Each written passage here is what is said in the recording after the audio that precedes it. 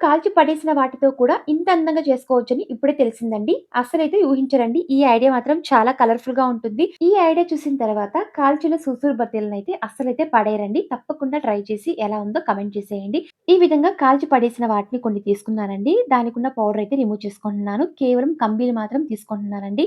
తీసుకున్న తర్వాత బాగా వాష్ చేసుకున్నాను. వాష్ చేసిన వాటిని పక్కన పెట్టుకోవాలండి. ఇప్పుడు ఒక అట్ట ముక్క తీసుకొని చూడండి. ఒక గాజు తీసుకొని లైన్స్ అయితే వేసుకుంటున్నానండి. మిడిల్‌లో అయితే వేసుకోవాలనమాట. ఇలా 2 సార్లు అయితే వేసుకొని చూడండి. కట్ చేసుకుంటున్నాను. కట్ చేసుకొని చూడండి. ఇప్పుడు దీనైతే పక్కన పెట్టుకోవాలండి. ఇప్పుడు సురుసురు బత్తి కంబీలు తీసుకొని చూడండి. ఈ విధంగా నేను సెట్ చేసుకుంటున్నానండి. దీనికైతే ఒక షేప్ అయితే ఇచ్చుకుంటున్నాననమాట.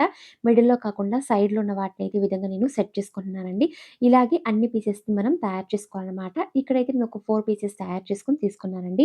ఇప్పుడు వేరొక కంబి తీసుకొని చూడండి. ఈ విధంగా నేను హాఫ్‌గా కట్ చేసుకుంటున్నానండి. ఇలా 4 పీసెస్ తయారు చేసుకున్నాను. ఇలా అంతా మనం తయారు చేసుకున్న తర్వాత ఇక్కడైతే నేను మోల్డెడ్ తీసుకున్నానండి. ఈ విధంగా రౌండ్ షేప్‌లో తయారు చేసుకొని చూడండి. ఈ విధంగా సెట్ చేసుకుంటున్నాను. స్ట్రెయిట్‌గా ఉన్న కంబీలకైతే చివర్లో ఇలా 4 పీసెస్‌కి తయారు చేసుకున్న తర్వాత ఇప్పుడు చూడండి ఒక అట్ట ముక్కనైతే ఈ విధంగా సెట్ చేసుకుంటున్నాను. సెట్ చేసిన తర్వాత ఇప్పుడు అట్ట ముక్క మీద ఈ విధంగా ఫెవిక్విక్ అయితే యాడ్ చేసి ఈ కంబీలనైతే సెట్ చేసుకోవాలండి. ఇలాంటి షేప్‌లో ఉన్నవైతే ఇలా 4 పీసెస్‌ని సెట్ చేసిన తర్వాత ఇప్పుడు స్ట్రెయిట్‌గా ఉన్న కంబీలనైతే సెట్ చేసి చూడండి. దాని మీద ఈ విధంగా నేను ఫెవిక్విక్ అయితే యాడ్ చేస్తున్నాను. ఇప్పుడు రౌండ్ రౌండ్ షేప్‌లోనే ఇంకొక అట్ట ముక్క తీసుకొని చూడండి. కొద్దిగా ఫెవిక్విక్ అయితే యాడ్ చేసి దాని మీద ఈ విధంగా సెట్ చేస్తున్నానండి.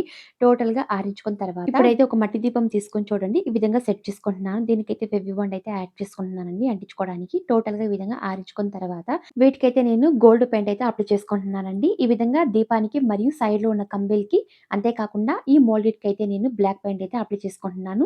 గోల్డ్ మరియు బ్లాక్ పెయింట్ అయితే అప్లై చేసి ఆరించుకున్న తర్వాత అంతే అండి. చాలా చక్కటి ఒక బ్యూటిఫుల్ అయిన వాల్ డెకర్ ఐడియా తయారు చేసుకున్నామండి. ఇలాంటి ఐడియా బయట తీసేటప్పుడు ఖచ్చితంగా కొన్ని వందలే ఉంటుందండి.